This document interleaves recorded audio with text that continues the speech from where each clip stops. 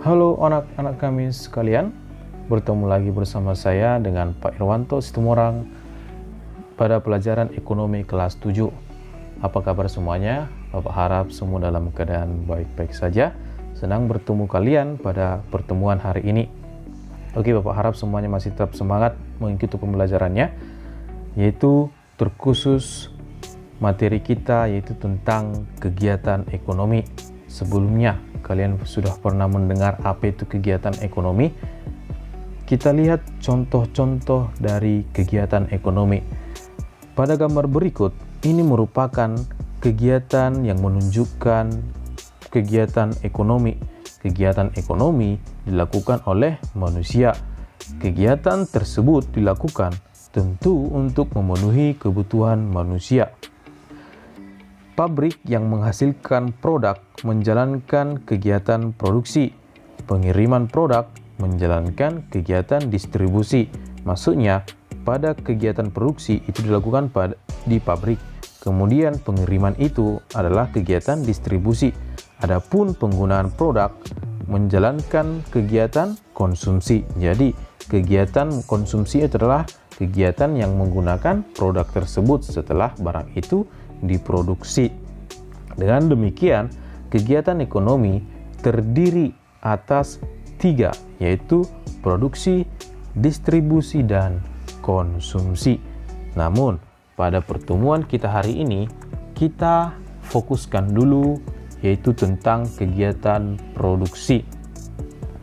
Langsung saja kita bahas apa itu kegiatan produksi.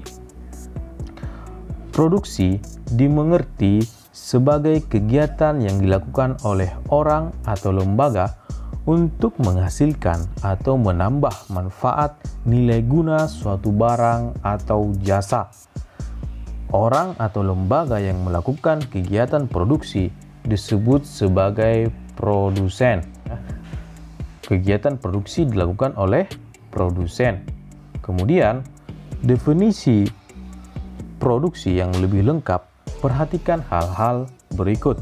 Yang pertama, kegiatan produksi dilakukan oleh perusahaan. Kemudian, tujuan perusahaan adalah untuk memperoleh laba. Tentu ya, perusahaan membuat produk dijual tentu ingin mendapatkan laba. Laba itu adalah keuntungan. Kemudian yang selanjutnya, perusahaan mengkombinasikan seluruh sumber daya ekonomi untuk menghasilkan barang dan jasa ya. Jadi dikombinasikan antara tenaga kerja dengan alam.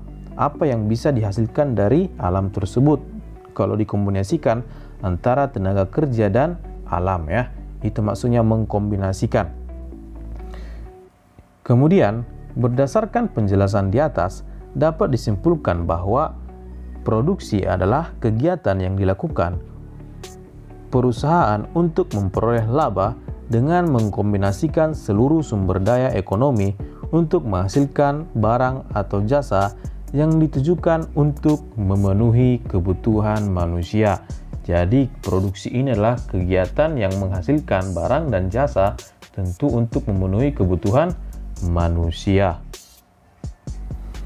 Dalam melakukan kegiatan produksi, produsen berusaha menciptakan manfaat atau nilai guna suatu barang atau jasa, atau sekurang-kurangnya menambah manfaat atau nilai guna suatu barang atau jasa.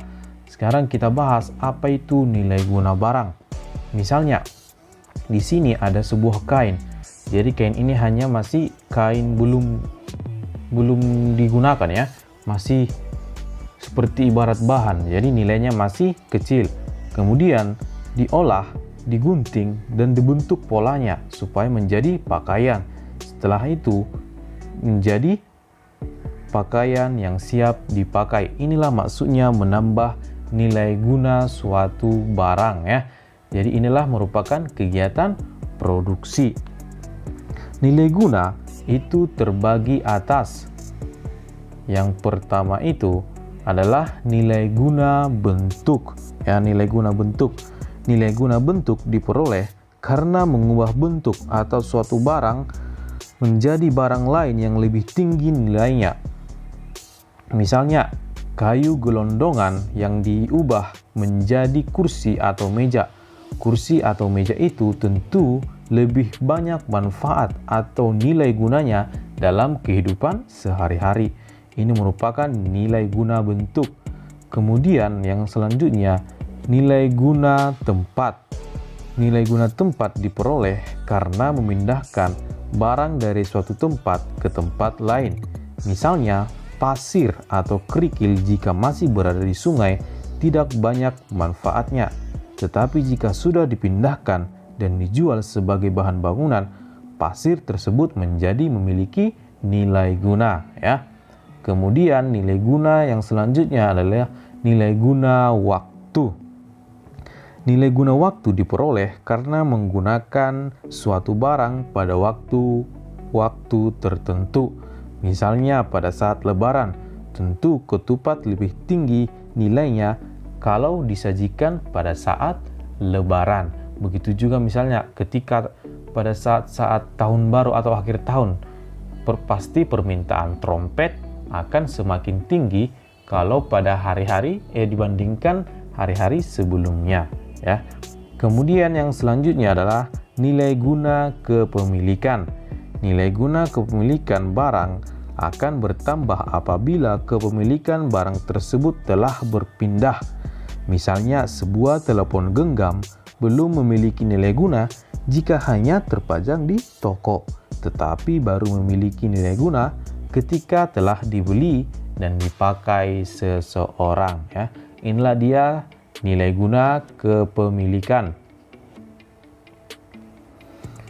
Sebagai pihak yang melakukan produksi, produsen harus mempertimbangkan hal-hal dalam memproduksi barang atau jasa.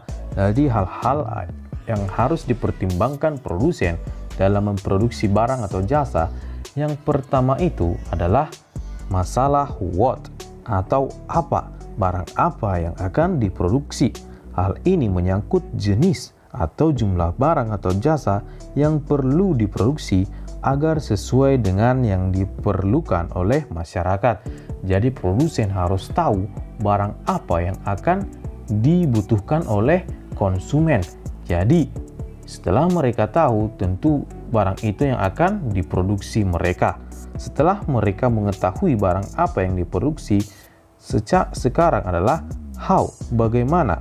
Hal ini menyangkut cara berproduksi, maksudnya bagaimana menghasilkan barang tersebut, yaitu apakah menggunakan teknologi dan penggunaan tenaga kerja. Jadi di sini perusahaan harus berpikir bagaimana menghasilkan barang tersebut, apakah dengan menggunakan teknologi tinggi dan bagaimana penggunaan tenaga kerja.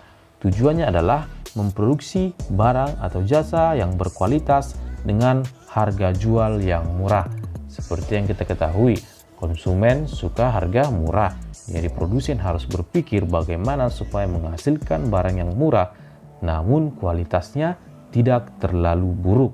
Setelah produsen tahu bagaimana cara memproduksinya, masalah selanjutnya atau pertimbangan yang akan dilakukan produsen adalah for whom, untuk siapa barang itu.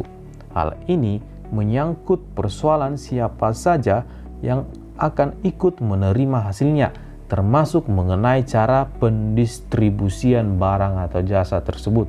Maksudnya, siapa sajakah yang menjadi konsumennya nanti setelah barang itu jadi. Oke. Untuk menghasilkan barang dan jasa diperlukan berbagai sumber daya ekonomi. Sumber daya ekonomi yang diolah lebih lanjut dalam proses produksi disebut dengan faktor-faktor produksi. Pada bagian sebelumnya sudah disinggung bahwa sumber daya ekonomi dapat dibedakan atas sumber daya alam, sumber daya manusia, dan sumber daya modal. Agar lebih mudah dipahami, sumber daya alam sebagai faktor produksi disebut sebagai tanah. Sumber daya manusia disebut sebagai tenaga kerja, sumber daya modal disebut dengan modal, dan yang terakhir adalah kewirausahaan, ya. Di sini sumber daya ekonomi disebut juga dengan faktor produksi. Sekarang kita bahas satu persatu apa itu faktor-faktor produksi. Faktor produksi tadi ada 4, yaitu sumber daya alam, sumber daya manusia, modal, dan kewirausahaan. Yang pertama itu adalah tanah. Pada masyarakat pedesaan atau masyarakat yang penduduknya tidak padat, tanah lebih banyak dimanfaatkan sebagai lahan pertanian dan pemenuhan kebutuhan primer seperti pangan dan papan. Namun dalam masyarakat perkotaan yang penduduknya lebih padat dan heterogen atau beragam, tanah lebih dimanfaatkan untuk pengembangan industri. Oleh karena itu, sumber daya tanah di perkotaan memiliki nilai ekonomis yang lebih tinggi. Kemudian, faktor yang selanjutnya adalah tenaga kerja. Sumber daya manusia sebagai faktor produksi disebut tenaga kerja atau labor, ya. Untuk menghasilkan tenaga kerja yang terlatih dan terampil, perlu diberikan latihan-latihan dan pendidikan keterampilan. Tenaga kerja dapat pula dibedakan atas 2, yaitu tenaga kerja terdidik dan tenaga kerja tidak terdidik, di mana tenaga kerja terdidik adalah tenaga kerja yang tamat perguruan tinggi atau akademik. Sementara itu, tenaga kerja tidak terdidik adalah tenaga kerja yang pendidikan tertingginya hanya SMA. Semakin tinggi mutu sumber daya manusia, semakin tinggi pula kemampuan yang dimilikinya untuk mengolah dan memanfaatkan sumber daya alam yang disediakan Tuhan bagi kesejahteraan manusia. Mutu sumber daya manusia tercermin dari keahlian, keterampilan, dan pendidikan yang tinggi. Seperti yang saya Bapak bilang tadi, untuk menghasilkan tenaga kerja yang terlatih dan terampil, perlu diberikan latihan-latihan dan pendidikan keterampilan. Sekarang kita masuk faktor yang selanjutnya, yaitu modal. Sumber daya modal sering disingkat dengan modal atau kapital. Modal diperlukan untuk membuat pekerjaan menjadi lebih mudah. Itulah sebabnya orang menciptakan mesin-mesin dan peralatan. Misalnya cangkul dan traktor untuk bertani. Semua modal berfungsi untuk membantu kita memproduksi barang-barang dengan lebih cepat dan dalam jumlah yang lebih banyak. Modal dapat berbentuk uang dan barang. Modal berbentuk barang antara lain terdiri dari mesin-mesin, peralatan, pabrik, dan kantor. Contoh, Pak Mardi adalah seorang petani. Sebagai petani, ia ingin punya hasil panen padinya banyak. Untuk itu, Pak Mardi membeli bibit unggul, pupuk, dan obat anti hama. Untuk membeli semua itu, Pak Mardi memerlukan modal atau uang. Ini dia ya, tentang faktor produksi yang ketiga, yaitu tentang modal. Bisa dibedakan ya.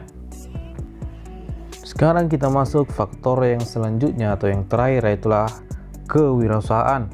Kewirausahaan adalah kemampuan untuk menggabungkan semua faktor produksi yang dimiliki perusahaan dengan baik sehingga dapat diperoleh laba yang sebesar-besarnya ya. Kemampuan menggunakan semua faktor produksi yang dimiliki perusahaan. Orang yang mempunyai kemampuan berwirausaha disebut sebagai wirausahawan. Seorang wirausahawan harus memiliki sifat seperti ulet, berorientasi pada kualitas dan efisiensi. Kemudian, selain itu, seorang wirausahawan juga dituntut untuk memiliki sifat percaya diri dan berani mengambil resiko.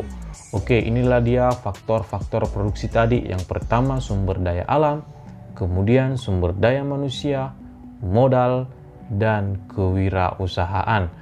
Oke, Bapak harap kalian mengetahui atas materi yang barusan Bapak sampaikan. Bapak harap kalian bisa mempelajarinya, menyimaknya dengan bagus, jangan di skip-skip, dan diikuti sampai habis. Akhir kata saya ucapkan terima kasih. Sampai jumpa pada pertemuan selanjutnya.